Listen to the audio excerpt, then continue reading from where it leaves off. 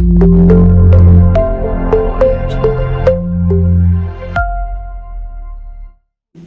everyone, I'm P. Vijay Babu, working as Assistant Professor in Department of CSC, Vignan University. Today, I'm giving a lecture on virtualization. This virtualization is a large umbrella of technologies and concepts which are meant to provide an abstract environment. And this virtualization is one of the fundamental topics in cloud computing. Let's see how this virtualization is useful in cloud computing. Before going into our subject, I would like to discuss how this virtualization has come into the picture. Okay?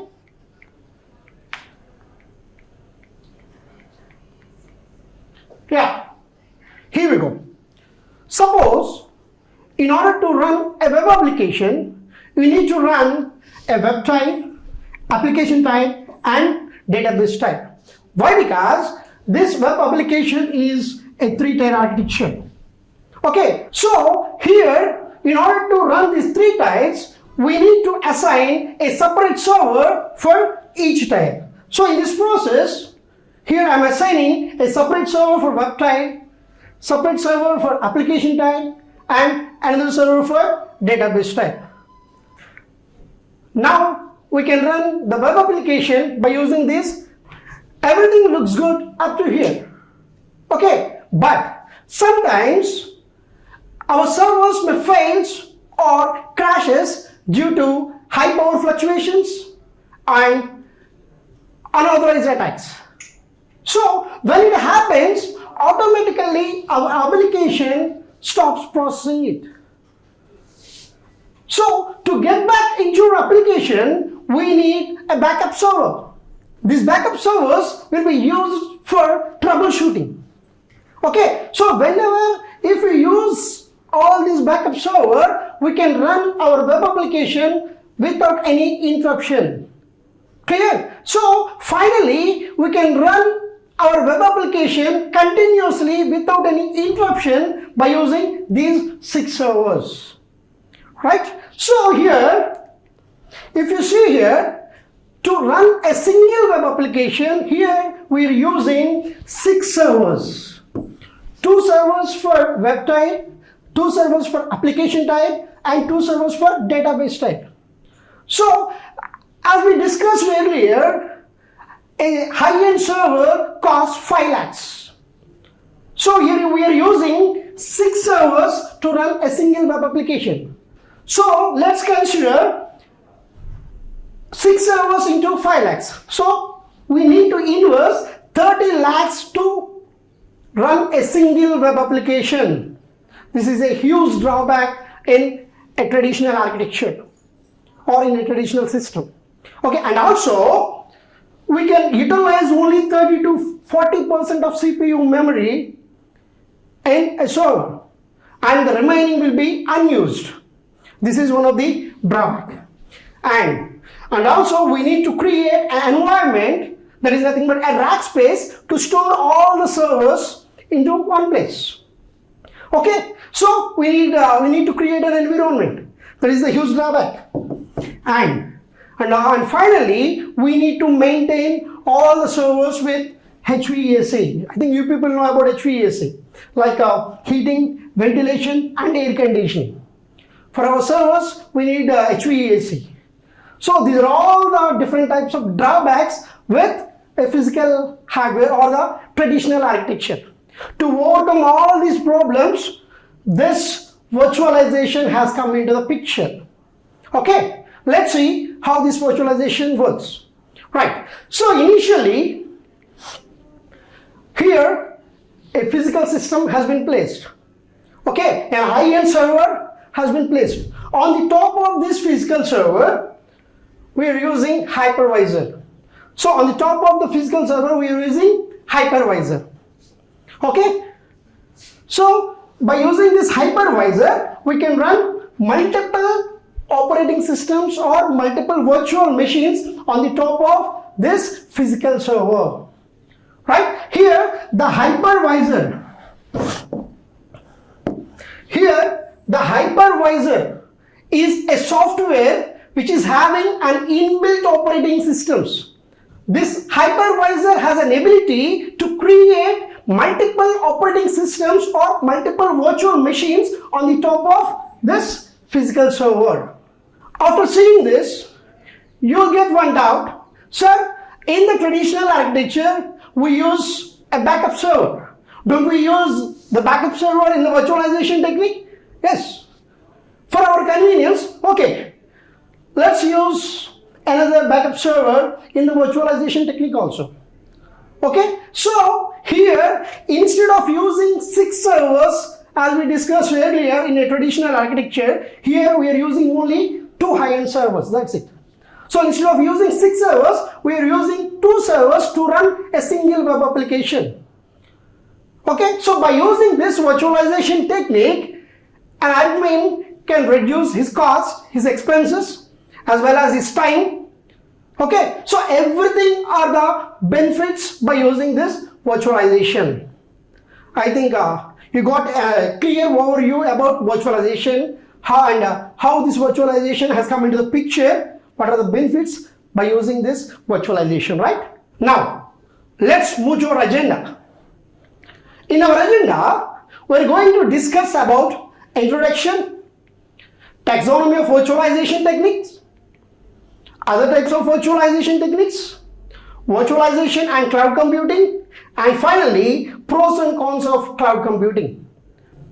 What is virtualization? Virtualization is the process of running a virtual instance of a computer system in a layer abstracted from an actual hardware.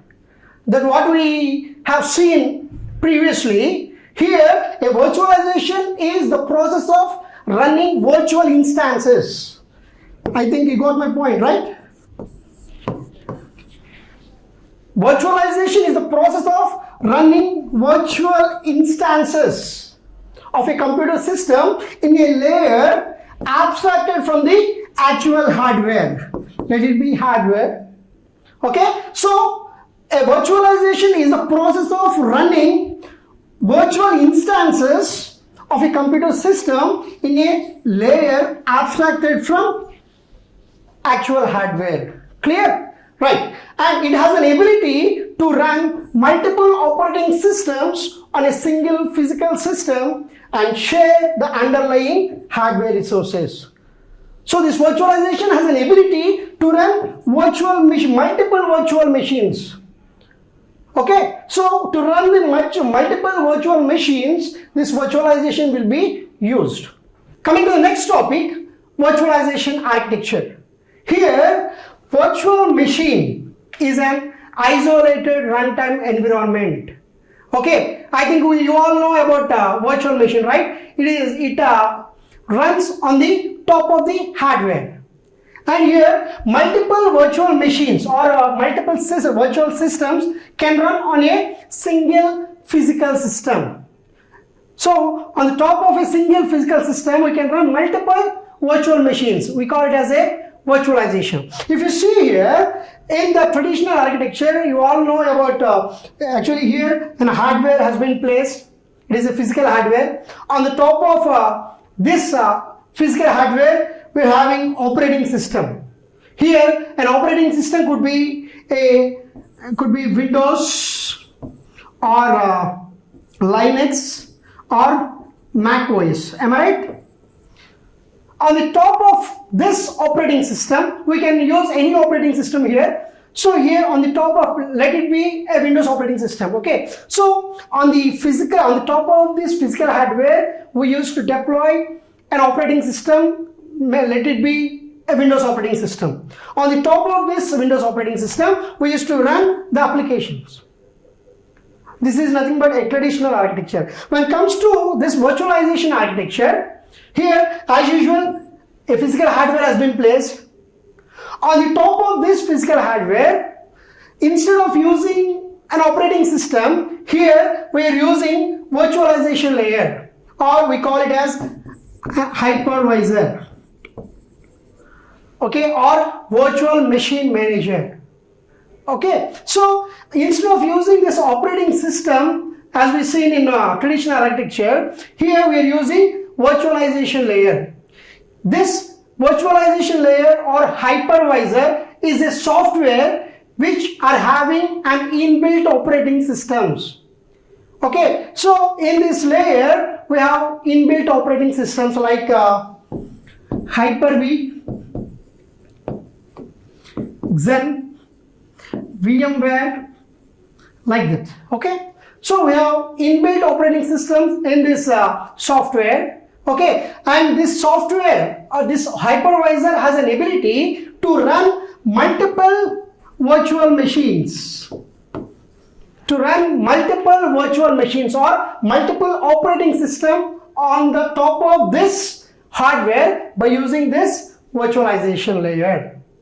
I think you got my point, right? So if you compare these two architectures, here we are running only a single application on the top of this operating system, but if we use a virtualization layer or the hypervisor, we can run multiple operating systems on the top of this hardware by using this virtualization layer. Clear? That's all about virtualization architecture. Yeah. Coming to the next topic, virtualization environment. So coming to virtualization environment, there are three major components of virtualized environment.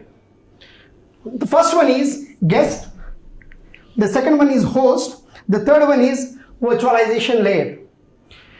So if you see, what is guest? A guest, the system component that interacts with the virtualization layer. Let's see,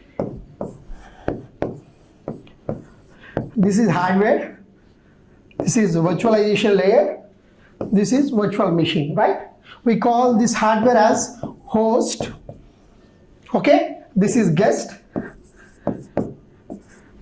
this is hypervisor or virtualization layer. Okay, so here the guest is a system component that interacts with the virtualization layer. Coming to the host, this is the host, the original environment where guest runs.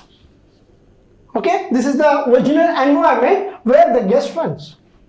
And finally, virtualization layer recreates the same or different environments where guests will run. So this virtualization recreates the same or different environments to run this virtual machine.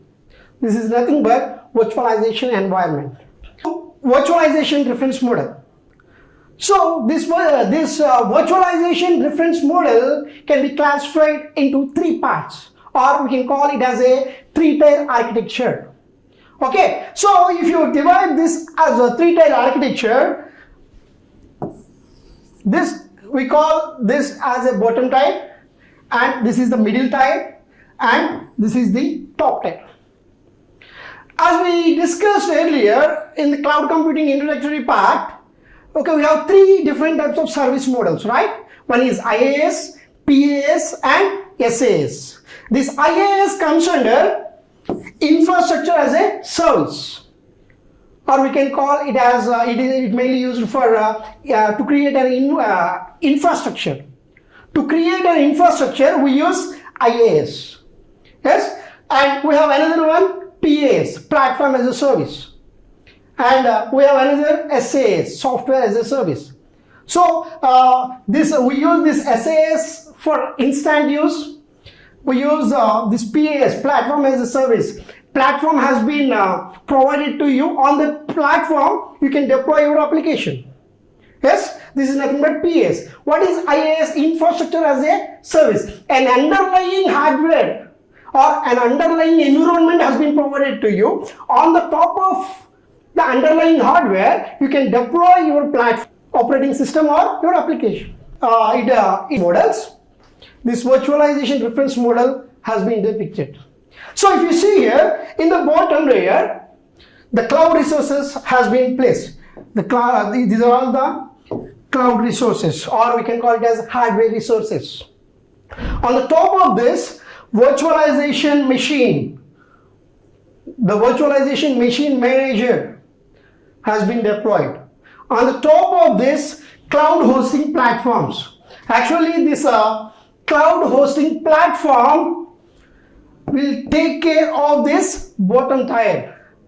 This cloud hosting platform will take care of this bottom tier or this hardware resources by quality of service negotiation.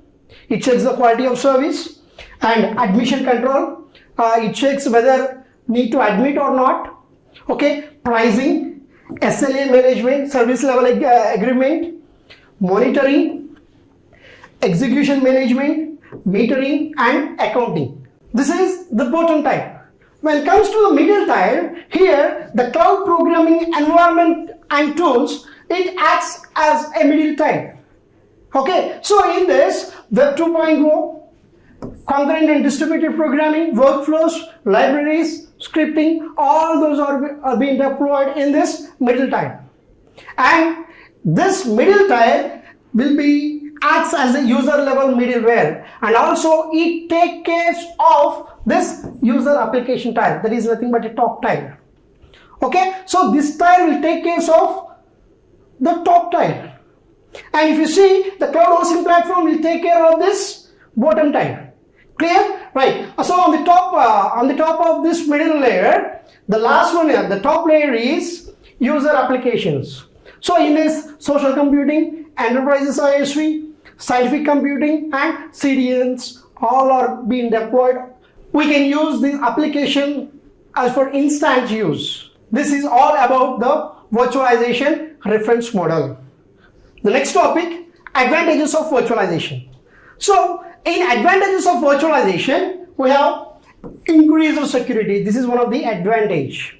In virtualization, the security is more. Why? Because here it has an ability to control the execution of a guest in a completely transparent manner. Okay, and the guest is executed in emulated environment. We call it as an isolated environment. Okay, and the virtual machine manager control and filter the activity of the guest. Okay, and hiding of resources. And the last one, having no effect on other users or guest environment. Okay, so that's why our virtualization has more security. It provides more security. Okay, right. Coming to the next one, performance tuning. In the performance tuning, it controls the performance of a guest. This virtualization controls the performance of a guest. And the next one is virtual machine migration. So here, move virtual images into another machine. So here, what is a virtual image? It is a template which is used to create an instance. Okay, so we can easily migrate the image or the instance from one machine to another machine. And the next one is portability. So we can safely move and execute it on the top of different virtual machines.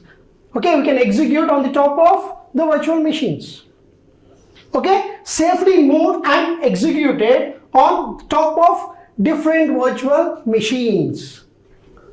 The main advantage of virtualization is managed execution types. In this managed execution types, we have sharing, aggregation, emulation, and isolation.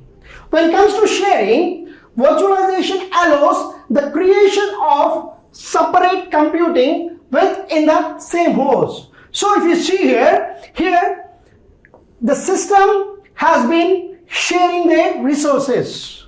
Okay, and if you see the next one, aggregation. So in this diagram, all the resources has been aggregated into a single unit. So if you see here, a single system has been distributed, and if you see an aggregation, all the resources has been integrated into a single unit. These two are the main advantages. In the virtualization, we can share, or we can distribute, or we can integrate into a single unit. And the next one is emulation. This allows for controlling and tuning the environment exposed to guest. Okay, and the last one is isolation. In the isolation part, completely separate environment for guests. We already discussed earlier, right? So there will be no effect to in the guest. In the isolation part, complete separate environment for the guest. Okay, so the guest can be processed individually without affecting anything. Okay, right. See here, this is emulation part.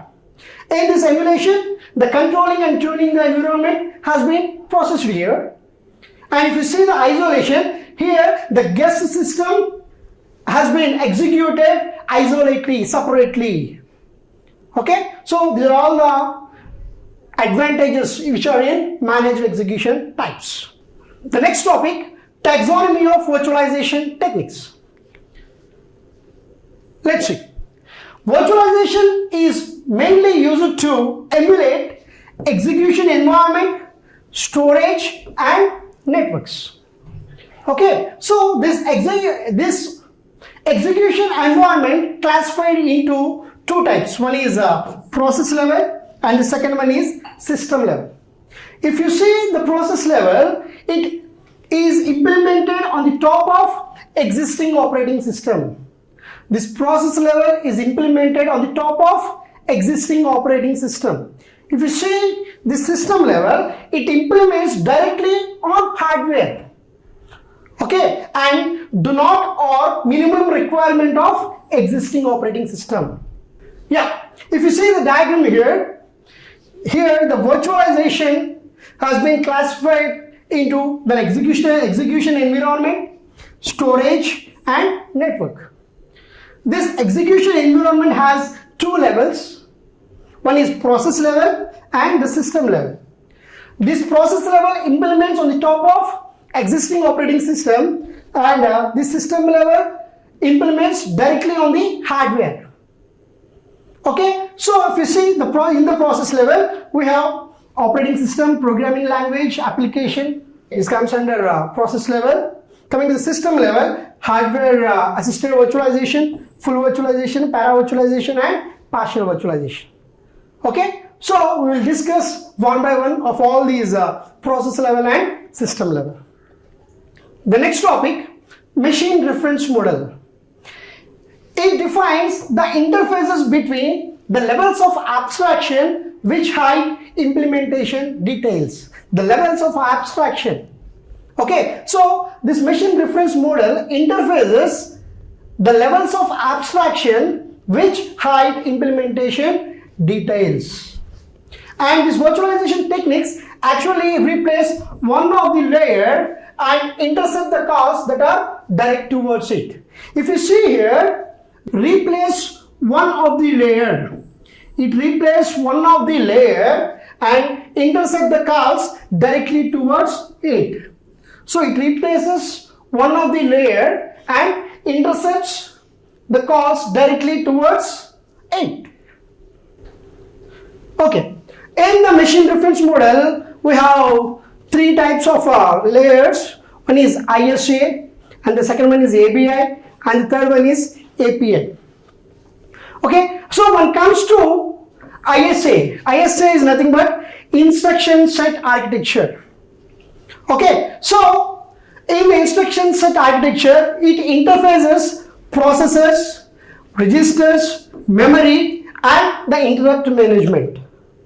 When it comes to application binary interface, ABI, it separates the operating system layer from the application and library. It separates the operating system layer from application and libraries, okay, which are managed by the operating system, and the system calls define and allows portabilities of applications and libraries across operating system.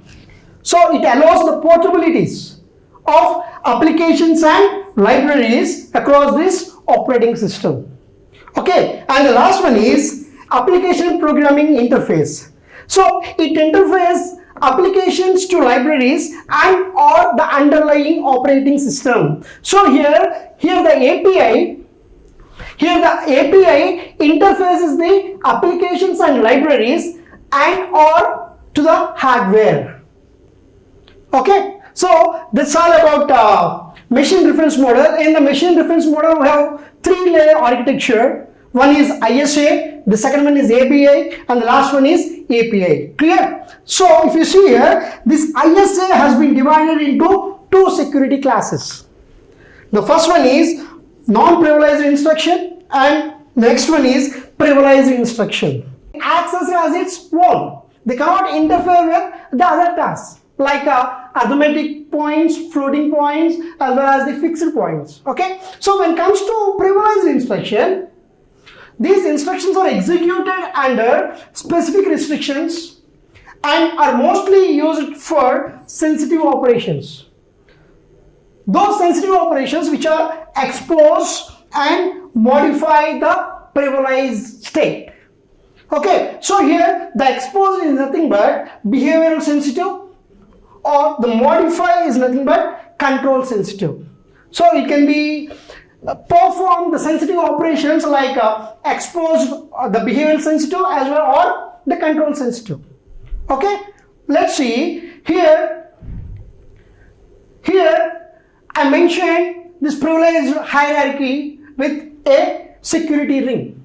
If you see here, this ring can be depicted with ring 0, ring 1, ring 2 and ring 3.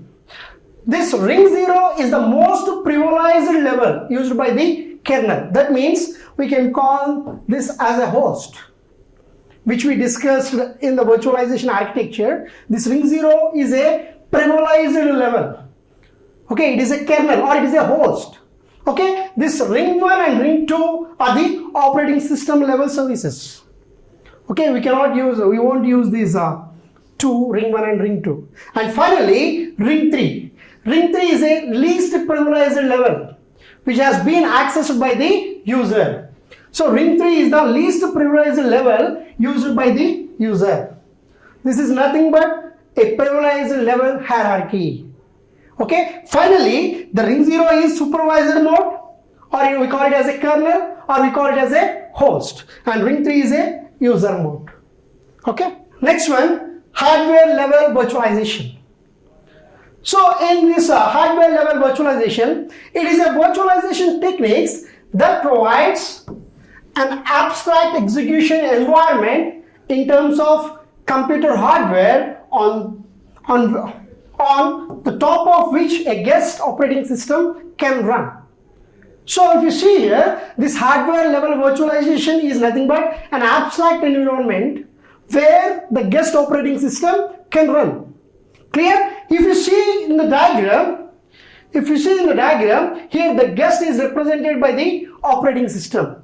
Here the guest is represented by the operating system, and the host by physical computer. Here the host by physical computer, and the virtual machine by its emulation. Here the virtual machine is by its emulation. And finally the virtual machine manager by the hypervisor. This virtual machine manager by the hypervisor. Coming to the next topic, hypervisor.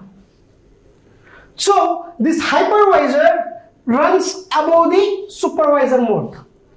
So this hypervisor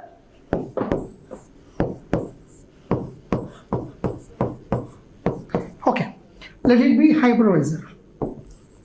So this hypervisor runs on the top of this supervisor mode, or we call it as host, whatever, or the physical hardware. Okay, so this hypervisor can run on the top of this supervisor mode.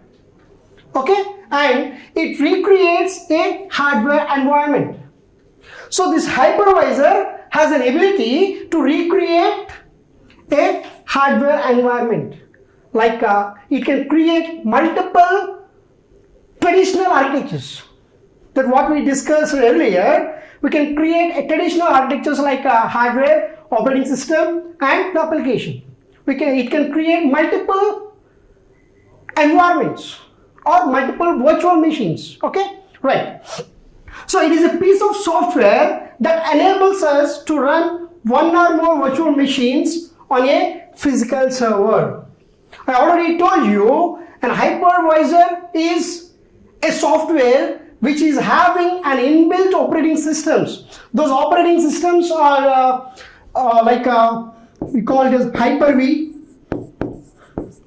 Xen, and VMware. These are all the different operating systems which have been embedded or inbuilt in this software. So the hypervisor has an ability to run multiple operating systems or multiple virtual machines on the top of the hardware. Okay, so here in a hypervisor, this hypervisor has two types, type 1 and type 2. Let's see one by one. Coming to the type 1 hypervisor. So in type 1 hypervisor, it runs directly on the top of the hardware, takes the place of operating system. So if you see in type 1 hypervisor, here the hypervisor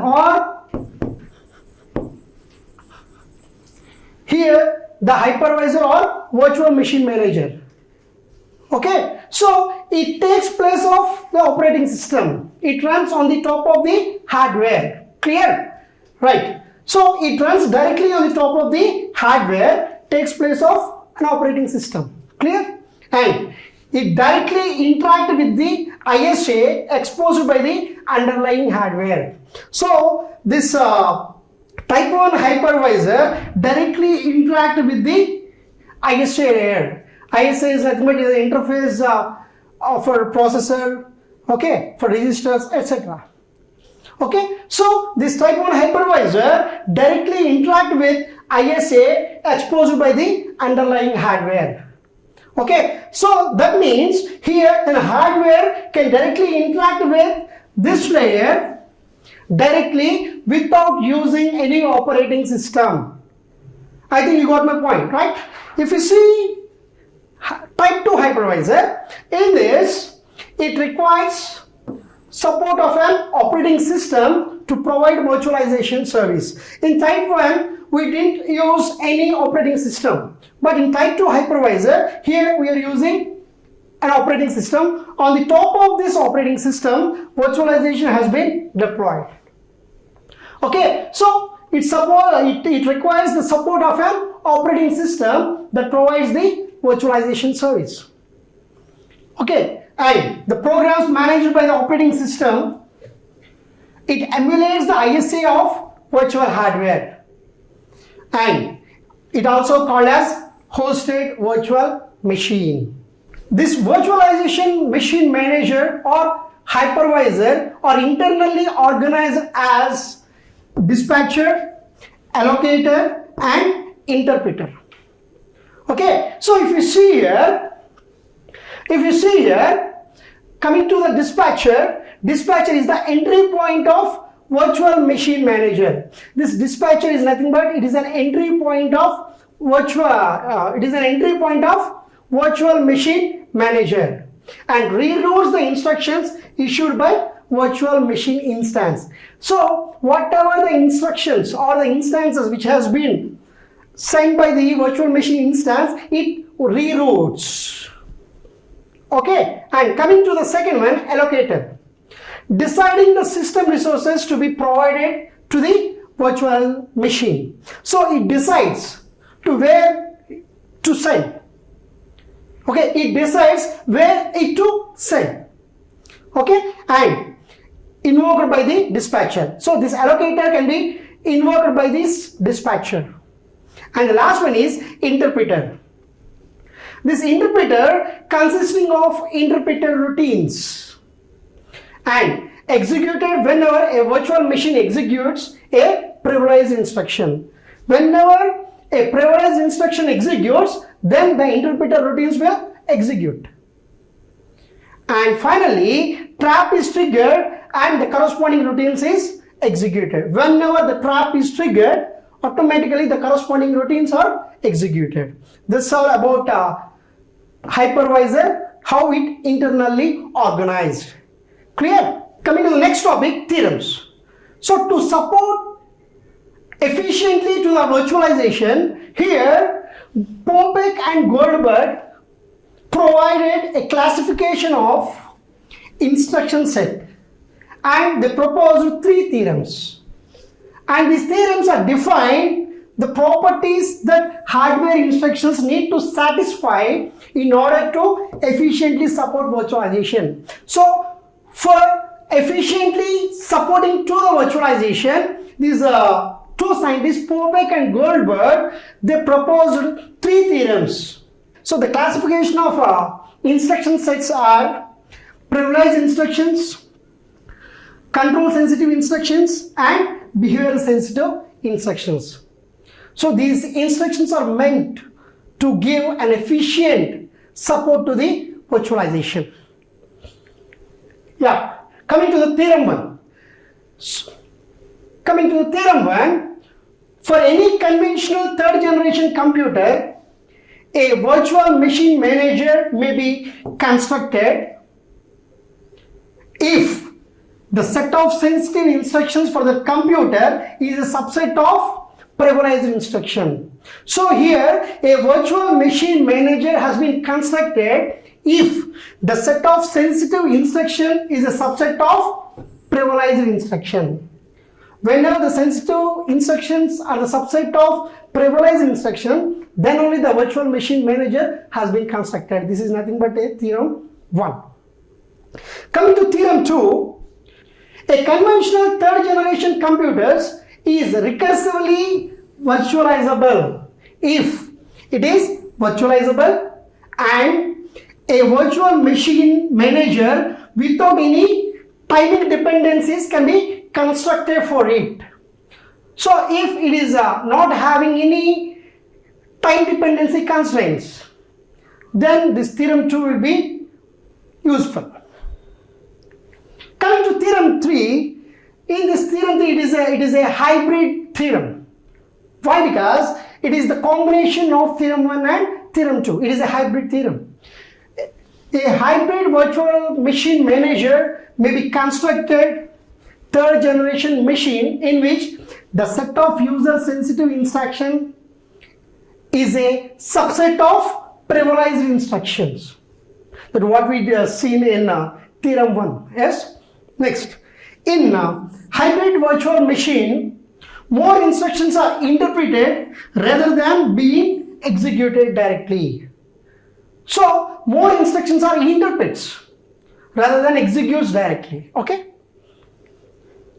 Coming to the next topic, hardware virtualization techniques. In hardware virtualization technique, CPU installed on the host is only one set. But each virtual machine that runs on the host requires their own CPU. Here, the host having its own CPU as well as the virtual machine which has been running on the top of this host should have its own CPU. Okay, so in this process, this CPU needs to be virtualized and it has been done by the hypervisor. If you see here, this is host, right? This is virtual machine, different virtual machines. So here in the host CPU has been placed. Okay, the virtual machine which are running on the top of this host should have their own CPUs. That means here the CPU has to be virtualized. This CPU has to be virtualized. That's why that CPU will be virtualized by using this hypervisor. Okay, by using this hypervisor, the CPU will be virtualized. Okay, so there are three hardware virtualization techniques. One is full virtualization, second one is para virtualization, the third one is partial virtualization. Let's see one by one. Coming to full virtualization. It has an ability to run programs or to run operating system directly on the top of a virtual machine and without any modification. So in full virtualization, we can run multiple operating system directly on the top of the hardware without any modification. Without any modification, we can run virtual machines on the top of this host. Okay, and this virtual machine manager requires complete emulation of the entire underlying hardware. So here the virtual machine manager requires complete emulation, complete support, okay, and complete isolation.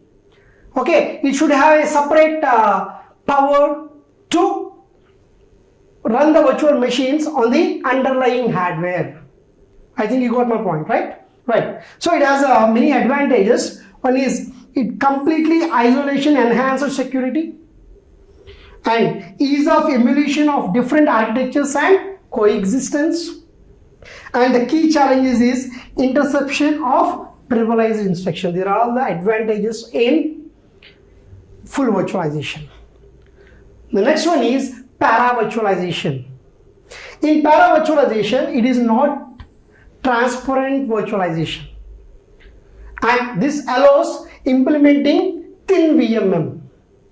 So when compared to full virtualization is very thick and no more modification needed to communicate the virtual machine and as well as the hardware or the host. But when it comes to para-virtualization, it is a non-transparent virtualization solution that allows the implementing thin virtual machine manager. Here the virtual machine manager is somewhat thin.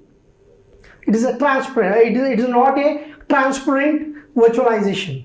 Okay, so it exposes a software interface to the virtual machine that is slightly modified from the host. If you want to interact or if you want to virtualize the virtual machine, okay, we need to modify slightly.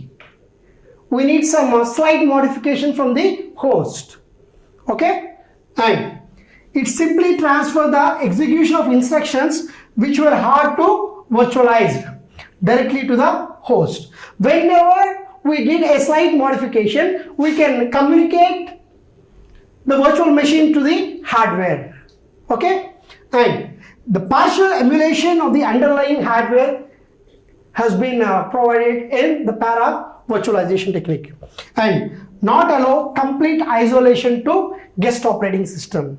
So which is contrast to the full virtualization. Here the para-virtualization not allow the complete isolation to guest operating system. Okay, coming to partial virtualization. In partial virtualization, it provides a partial emulation of the underlying hardware, thus not allowing the complete execution of the guest operating system in a complete isolation. So if you see here, in full virtualization, we no need to modify anything. We can directly interact the hardware as well as the virtual machine. When it comes to para-virtualization, we need a slight modification. Why? Because it is not transparent. It is not a transparent virtualization. So we need to modify slightly. Okay, when it comes to the partial virtualization, here in the partial virtualization, there should be, the system should not be in complete isolation. We need more modifications to interact with the virtual machines to the hardware or to the host. Okay, so it allows many applications to run transparently, but not all the features of the operating systems can be supported as happens with the full virtualization. I already told you now. Okay, an example for this is address space virtualization used in time sharing systems. That's all about hardware level virtualization techniques. We have three types of techniques. The first one is full virtualization, para-virtualization, and partial virtualization. The next one, operating system level virtualization. Okay, so it offers the opportunity to create different and separated execution environments for applications that are managed concurrently. So this operating system level management, it gives an opportunity to create different and separated execution environments. Okay, if you see here, no virtual machine manager or hypervisor. If you see there, let's see, in operating system level virtualization, we no need to use the hypervisor. We are discussing here, this is the host, this is an hypervisor, this is host, this is hypervisor, we can run multiple virtualization VMs, virtual machines on the top of this hypervisor, right? But when it comes to this operating system level virtualization, we no need to use this virtual machine, this virtualization layer or hypervisor. Okay, this operating system, it gives an opportunity to create different and separated execution environment directly. Clear? Without using hypervisor. And the virtualization is done with a single operating system. So here the operating system has been, it becomes a virtualized thing. Without using hypervisor, here the operating system also is working as a virtualization technique. Clear? Next. OS kernel allows for multiple isolated user space instances. So in this operating system level virtualization also, OS kernel is nothing but a host. It allows for multiple isolated user space instances, and it is good for server consolidation. And the examples are chroot, jails, OpenVJ, etc. Okay. Coming to the next one, programming language level virtualization. Okay, it is the mostly used to achieve ease of deployment of applications, manage execution and portability across different platforms and operating systems. Again, I am telling you, it is the mostly used to achieve ease of deployment of application, manage execution and portability across different platforms and operating systems. Okay, so it consists of virtual machines executing the bytecode of a program, which is the result of compilation process. In the process of doing compilation, we will get the bytecode, right? So here it consists of a virtual machine executing the bytecode of a program. So automatically we know that in a programming language, if you see in a Java program, while in the compiling process, the code has been translated or converted into the bytecode, and if you run that bytecode, you will get executed the program. Am I right? Like this, here the virtual machine executing the bytecode here, okay, which is the result of the compilation process, and it produces the binary format representing the machine code for an abstract architecture. So after executing the bytecode, it produces a binary format, and this binary format representing the machine code for an abstract architecture. Okay, and the examples of this programming language level virtualization is Java platform, JVM, Java virtual machine, and .NET provides CLI, that is Common Language Infrastructure, and these two are they are stack based virtual machines. Okay, coming to the last one in the taxonomy of virtualization techniques, application level virtualization. Okay, so it is a technique allowing applications to run in runtime environments. It is a technique allowing applications to run in runtime environments that do not natively support all the features required by such applications. So here the application level virtualization allows some applications, okay, but it cannot support all the features required by these applications. Okay, it allows, but it never provides all the requirements to those applications. Okay, so in this, applications are not installed in the expected runtime environment, and this technique is most concerned with partial file system libraries, operating system component emulation. Okay, so in these two areas this technique will be used. So finally, the strategies implementing application level virtualization.